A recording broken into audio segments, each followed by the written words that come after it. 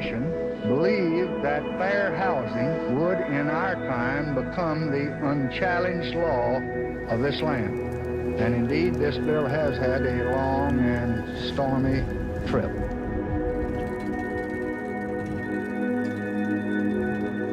Well, I don't know what will happen now. We've got some difficult days ahead. Like anybody, I would like to live a long life. Longevity has its place. But I'm not concerned about that now. And I've looked over and I've seen the promised land. I may not get there with you, but I want you to know tonight that we as a people will get to the promised land. So I'm happy tonight. I'm not worried about anything. I'm not fearing any man. Ladies and gentlemen, Martin Luther King was shot and was killed tonight in Memphis.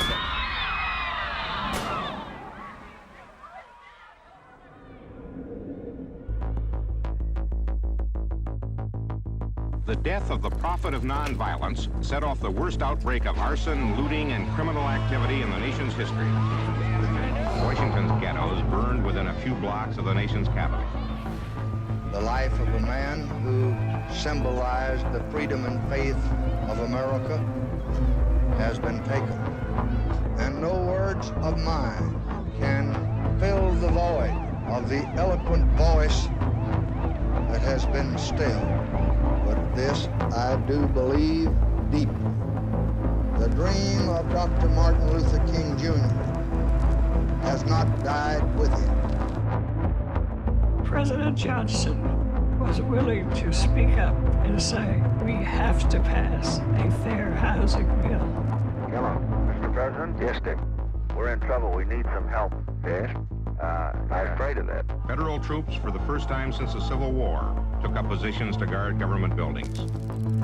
Nothing's probably touchier than your own neighborhood and your own home or your own apartment. The administration, which supported the bill, said this has no chance.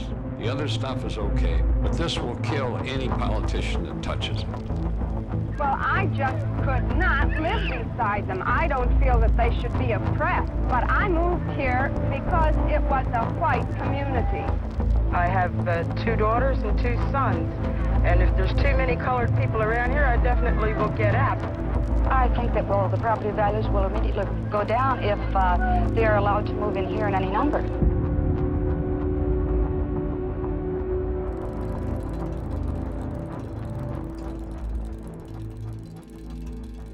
It seems as though our country is pulling apart into separate societies, where whites have jobs and Negroes have unemployment, where the middle class lives in suburbs and the poor are left in the ghettos, where one group of Americans looks upon another group of Americans with growing mistrust and even dread.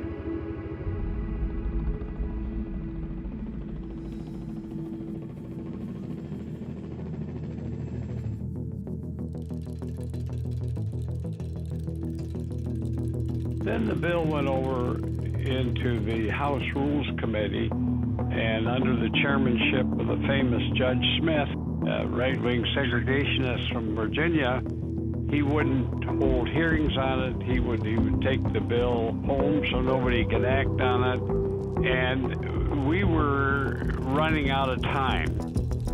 Thousands flowed through the rainy streets of Memphis this day, finishing a march that Dr. King planned to lead in support of striking garbage workers. How many men must die before we can really have a free and true and peaceful society?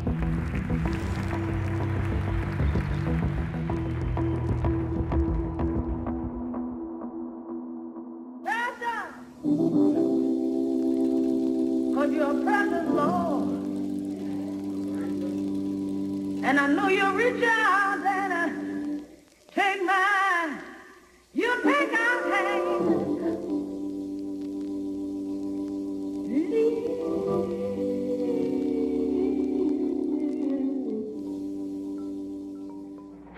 The death of Martin Luther King is a tragic thing, but no legislation should be passed as a memorial to anyone. In spite of the riots, I am going to support this legislation with all the vigor that I possess. The laws that we pass up here are for all time. The Martin Luther Kings come and go. The public reaction to this horror gave the sensible members of the committee a compelling argument that the House Rules Committee had to report that bill out. And I think that's how we got our bill. They just didn't dare bottle it up any longer. And I have a dream that one day Negroes will be able to buy a house anywhere that their money will carry them. At long last this afternoon, fair housing for all is now a part of the American way of life.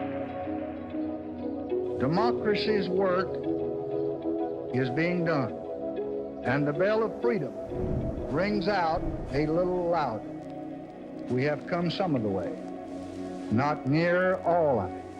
The fight still goes on because we unfortunately have the laws, but we don't have the enforcement. That we have changed, but we still have the same kinds of discrimination. The U.S. Commission on Civil Rights said today that efforts by federal agencies to end housing discrimination have been generally superficial or incomplete. President Carter has ordered federal agencies to use all means possible to strengthen fair housing programs. For the first time, people with disabilities and families with children will be protected from housing discrimination. President Reagan signed legislation today designed to toughen up the nation's fair housing laws. Why did you take part in this demonstration today? Just because there was a huge crowd, or did you have any personal reason? Well, I took part in this march today because of Martin Luther King and what he stood for, because this march is what he died for. You know what he stood for? Yes. He stood for nonviolence and peace for all men of all kinds. And I think if he died for it, I could carry out what he started.